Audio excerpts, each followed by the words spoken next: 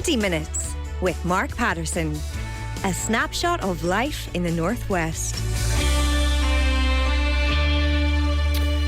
Yeah, listen, just directly from a listener, let me quote, changes to landlines coming into force, the listener believes, 13th of February. This is the 5th of February. This is 6th of February. Basically, you have to have Wi-Fi, says the listener, to connect to a landline. What about people who don't have any internet presence or router? I'm thinking of generations of elderly folk who maybe don't have the internet but depend on having their landline. I think that's a pretty accurate observation for a lot of elders in particular. Delighted to be joined by the Professor of Cybersecurity with the Ulster University Head of Courses, Kevin Curran. Good to see you, Kevin. Thank you for coming in today. Good afternoon. Kevin, there's no doubt about it. A lot of elders don't have the money for a big Wi-Fi package and probably wouldn't want it anyway. They're just happy that the landline is there as a mental sort of crutch. It's there if I need it. And they matter to a lot of people. Of course, a landline for many people is obviously their only connection to the outside world if they don't have broadband. What the UK government are doing, in fact, is kind of led by the telcos, because what we have in the ground for the last 50 years is copper cable bundles that deliver our network telephone, or our telephone connections as well. But they've seen since 2024 a 45% uptake in the breakages, because again it's more fragile than the modern fibre optic cables again. Is that guys hitting it with JCBs and putting down a drain? Wear and tear for so many years in the ground as well. You know, everything does deteriorate, and even copper does.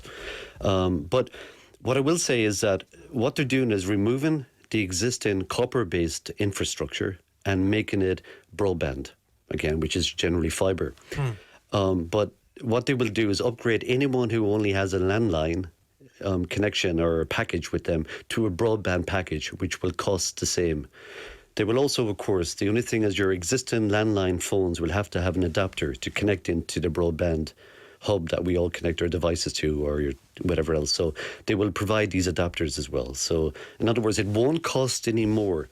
Of course, some people are worried, of course, that the good thing about the old-fashioned telephones are they work no matter when the power is out.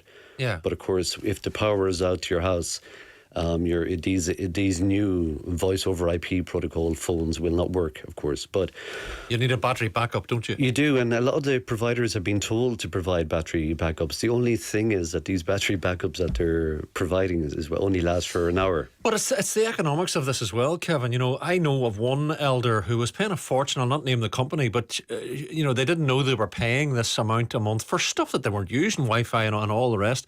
And there was an intervention that I know of, and they were offered £5 or £10 a month just for the landline, which they'd wanted, and they've been paying all that stuff. I mean, you know, it's just, I mean, the fancy stuff is too expensive given what the state pension is in this jurisdiction. So this will worry some people, I think, going forward. Because you're talking the next year or two, aren't you? It will, and strangely, there's 1.8 million personal safety alarms used by people, and most of these connect to the existing infrastructure as well. And also there's ECG machines, there's CCTV. A lot of businesses, again, that they're being told to prepare for this. And so a lot of, just to be clear, a lot of those devices you've just said, and some of those are lifesavers, are plugged into the wall. They are indeed. So they have to be upgraded.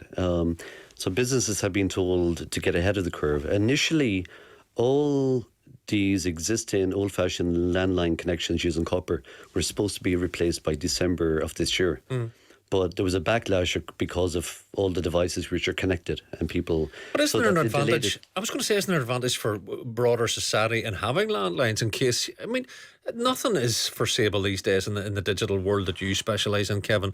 Everything could go down and could go down for months and months. Maybe we'll be down for a landline.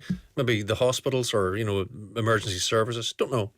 It's a worst case scenario in that case. Of course you would, but it really comes down to cost for the BTs of this world, the talks, that they do say that the copper is deteriorating, and it is much more cost effective for them to provide a digital phone network. Again, they're calling this digital phone. Again, really so the whole network is end-to-end digital. Of course, there are services, again, a lot of extra things you can offer by using digital. Again, you can have your calls appearing on so many devices, at the one time on your computer as well. The quality can be quite good, actually, even though traditionally landline phones are better than mobile phones. Well, they're clear as the main. They are. It isn't. A landline never goes glitchy. I don't understand that. But a lot of people just want to be. I want to phone my sister at night every second night, and that's all. That's it. That's their life and communications. We have a position from Ofcom. Kevin, give us your thoughts on this. The technology we currently use to make landline phone calls is being upgraded over the next few years. Here's what it means for you. The infrastructure used to deliver landlines is old and needs to be replaced, as you've said, Kevin.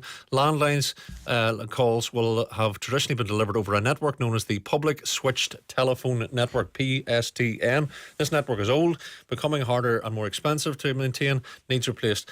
The important bit is this sentence, I think. This means that in the future, landline calls will be delivered over digital technology called Voice over Internet Protocol.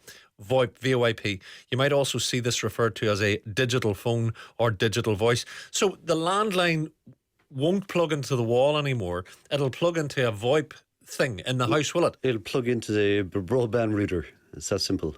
But a lot of pensioners won't have a clue or want a broadband router about them. Exactly, but it's going to be rolled out, as simple as that. And I will say that anyone worried about family members elderly who have telecare devices again, which at the moment plug into telephone network alarms, that the companies have to come along and audit all these people and inform the telecare companies as well that this person is being switched over, and also give the adapters as well.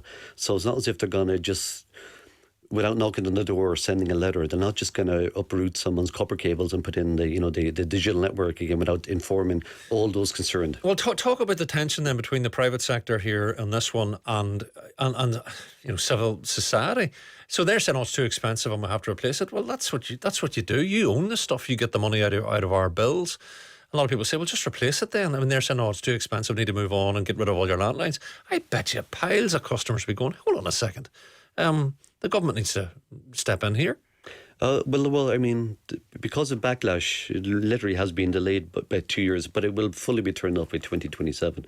Well, it should have been fully turned off by December of this year.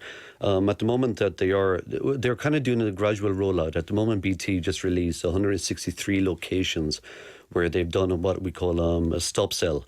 They no longer sell any one of these 163 locations, mostly in Middle England, southwest of England and Wales, that you cannot buy a phone if you live in these locations. And these locations are picked by any location where 75% of the businesses have fibre. Okay. So they're and of course it'll come last in Northern Ireland because we are the lowest percentage for rollout of digital, fibre to the home, fibre to the business again. And just to be clear, there's an assurance, is there built into this that it won't cost more because and you won't have to pay for broadband, which is usually 25, 27 quid a month going up, but which is way more than a landline price, although you do have to pay, I think, often still the sort of standing charge for a landline.